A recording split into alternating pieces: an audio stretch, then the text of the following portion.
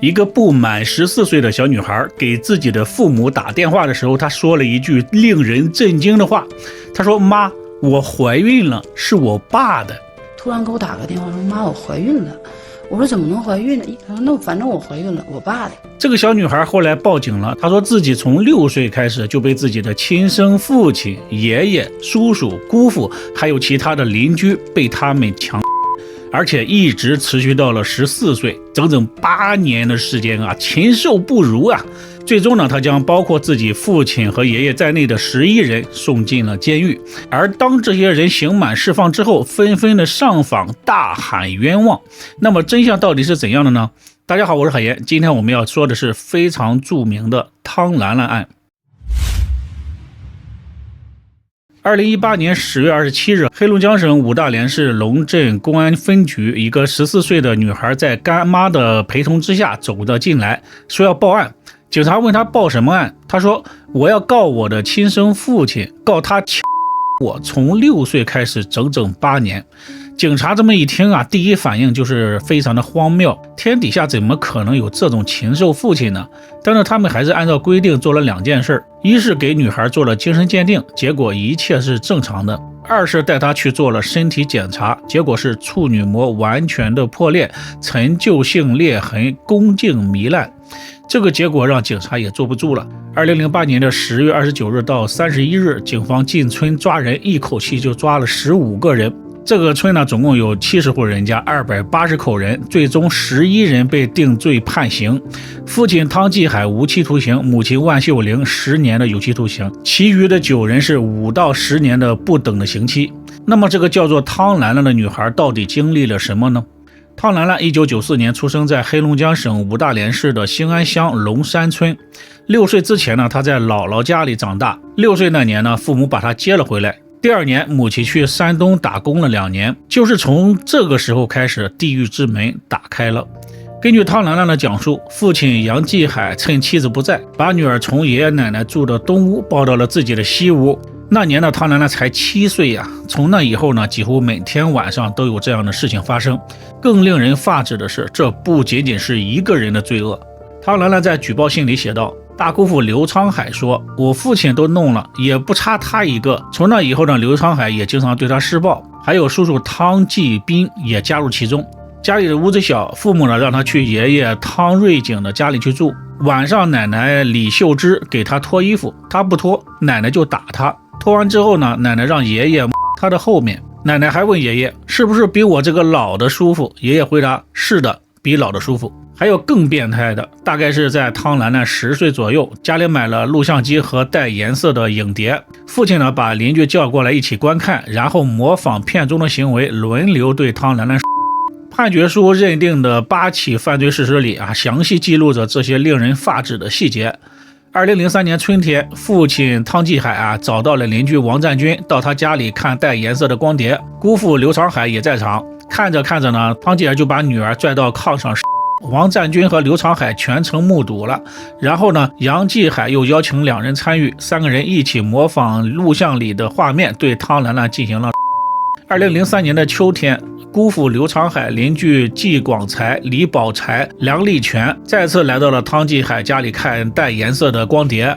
汤继海呢让女儿陪他们玩玩，汤兰兰不同意，遭到了父亲的捆绑和打骂。随后呢，3名邻居啊陆续的向躺在炕上的汤兰兰的身体塞入了茄子、辣椒、黄瓜，并且先后对她进行了。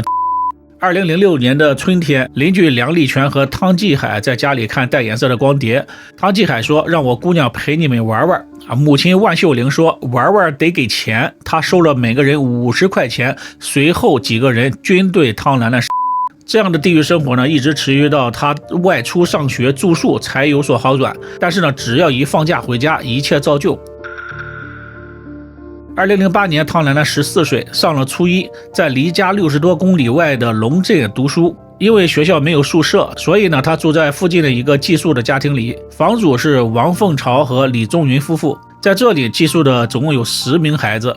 在这里呢，汤兰兰第一次感受到了正常家庭的温暖。她把夫妻2个人认作自己的干爸干妈，但是她的家人并没有放过她。10月份的时候了，她上初中的时候了，突然给我打个电话说：“妈，我怀孕了。”我说怎么能怀孕呢？他说那反正我怀孕了，我爸的。我说你净瞎扯淡，这1年你就回来待2天，你怎么能怀孕呢？打完电话他跟我说是那个你姑娘来他妈电话说那个怀孕了，说是你的。我说什么？当时我很生气，你知道。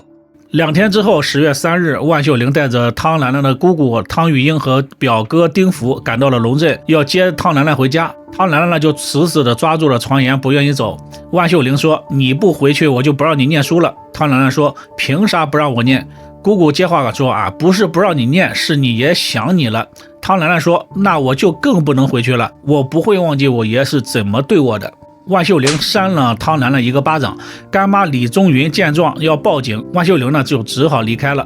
临走的时候呢，汤兰兰打开了窗户，冲着母亲喊了一句：“我要把你们都送进监狱。”这句话不是威胁，而是宣战。当天晚上呢，汤兰兰就亲手写下了一封1000字左右的举报信，她把信交给了干妈，说如果见不到自己了，就把信交给警察。10月22日，汤兰兰的老姨万秀莲和姨父徐俊生又来到了学校，想把她带回家。汤兰兰不肯走，因为当时有老师在场，所以呢，他们就没有得逞。说老师，你别让我跟这2个人走，我不想和他们走。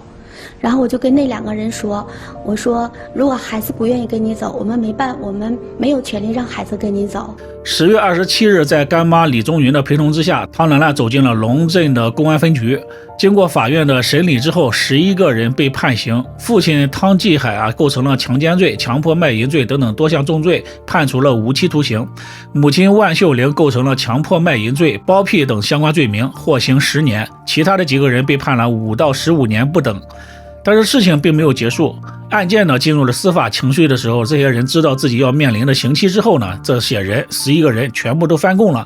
他们口径出奇的一致，那就是刑讯逼供，屈打成招。这蹲10来年监狱稀里糊涂，究竟因为啥我真就搞不清楚。我就知道没干，你就说是我干了，我有罪，你这些疑点你给社会跟大伙公你说清楚。他们为什么诬陷我不告我？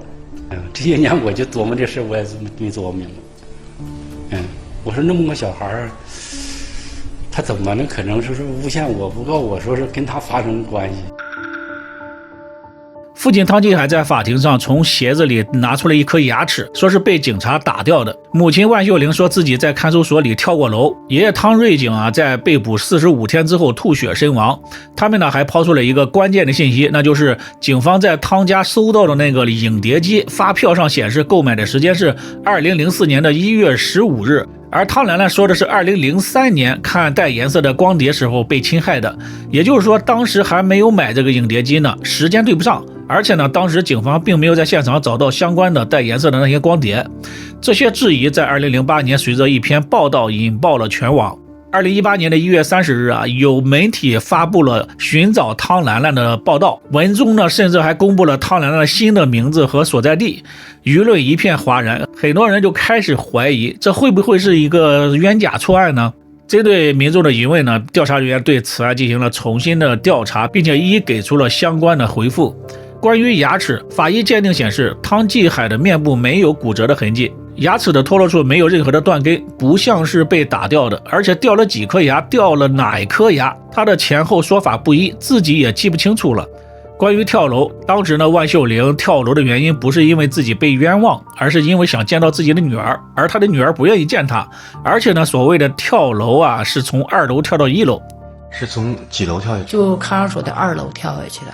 我说你提升我行，我说有个要求，我说你让我女儿来，我就当面跟我女儿对峙一下子。他问他姑娘来没来，我说没来，我说你姑娘不想见你。完他走出2步我就跳楼下去。关于爷爷汤瑞景之死法医的尸检报告显示，头枕部可见皮下出血，符合陈旧性损伤特征，右前臂有皮下出血。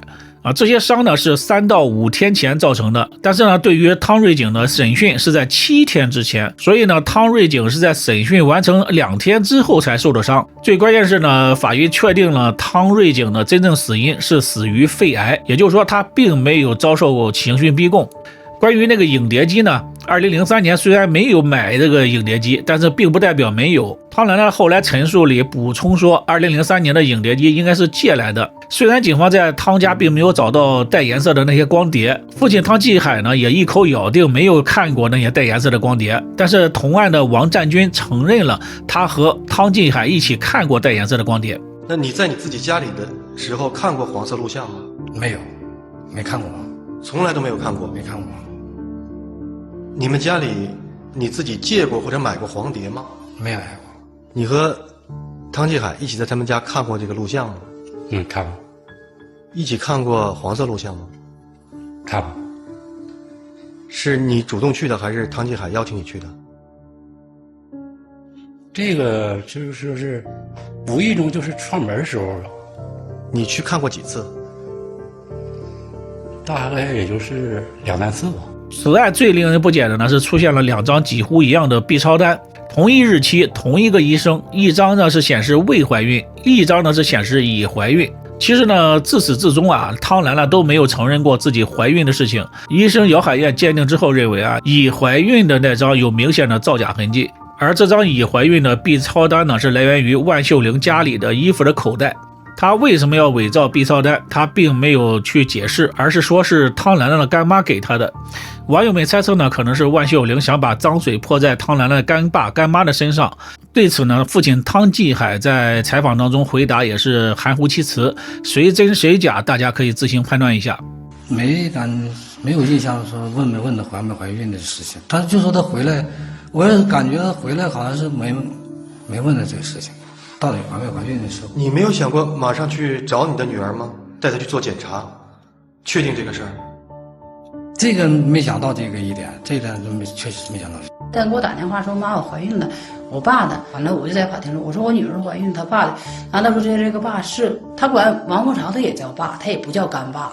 他就是为了逃脱，先对他逃脱责任，完了把我们告进来之后再当陷害我们。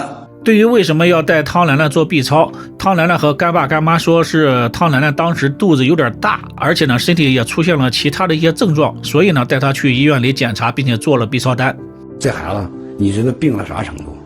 这个手你别碰坏了，这个梳头不拿木梳一梳头梳坏，就梳破皮儿，完就冒水就开始烂。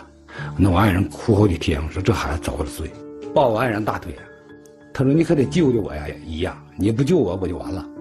完他就说他爸天天就是他一回去天天的跟他。你说他跟他是什么意思？就跟他在一起睡觉。完了我爱人说你别胡说八道，父亲哪有对自己女儿这样的。关于刑讯逼供啊，记者采访了当时负责审讯的警官贾德春。有没有人打过他的耳光或者用脚踢过他？这个没有。到案1个多小时他就交代了，你说我们还有必要去给他去刑讯逼供吗？1个小时左右啊。当时交代完以后，他还问说你这个能罚多少钱？我们说你这个都已经构成犯罪了。我那都屈打成招，在法院我这胡说八道的，可是为什么要在法庭上胡说八道呢？因为我压根不懂法，我也不懂法律咋回事。和谁打的？那个是贾德春打我，贾德春打的。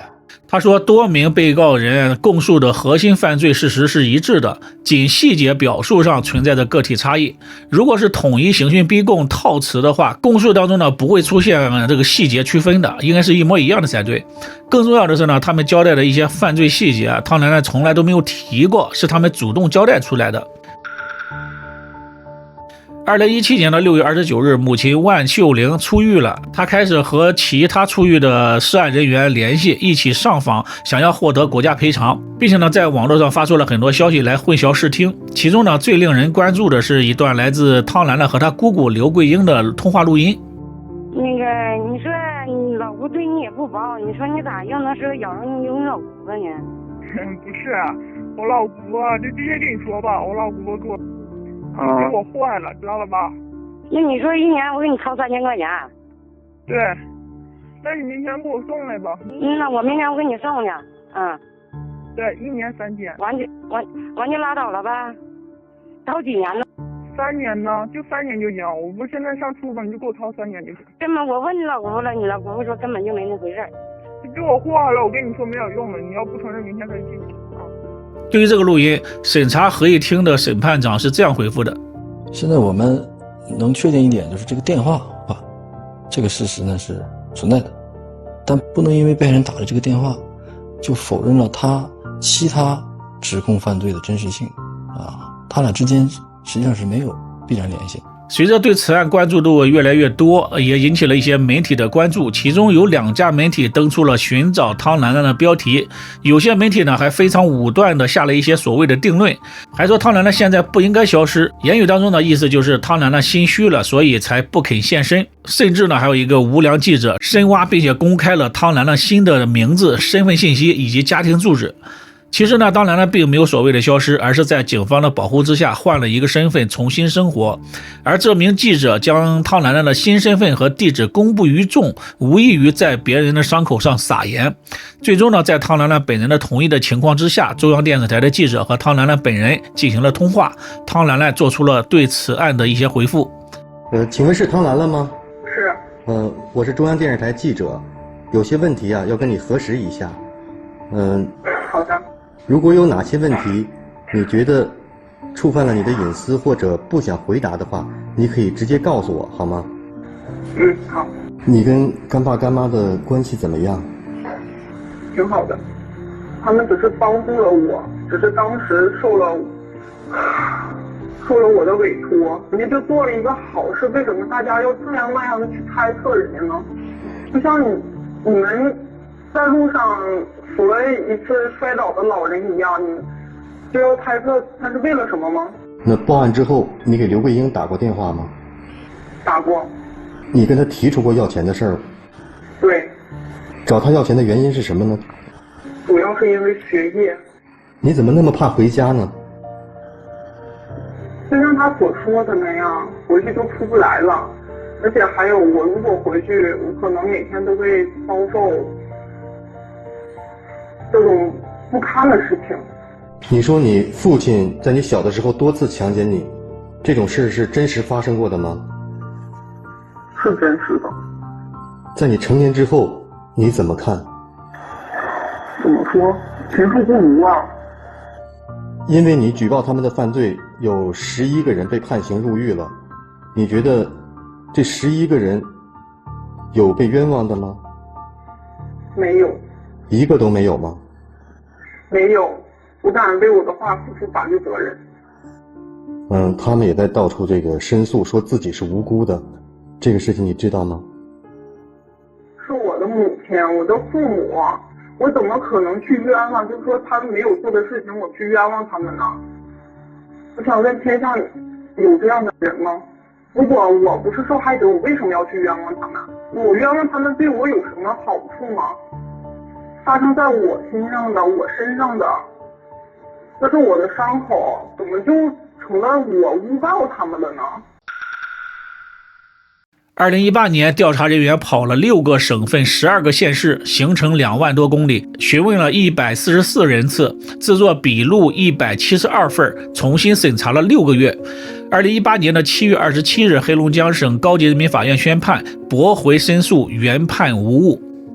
一个14岁的女孩勇敢地将自己从地狱当中拽了出来，她亲手把施暴者送进了监狱，其中包括自己的亲生父母。希望她能够勇敢地面对全新的人生，就像她自己说的那样，过去的汤兰兰已经被自己杀死了，崭新的她要做的只有一件事，那就是往前看，别回头。好了，今天的案件就到这里，感谢收看，别忘了点赞。这里是海岩说案，我们下期再见，拜拜。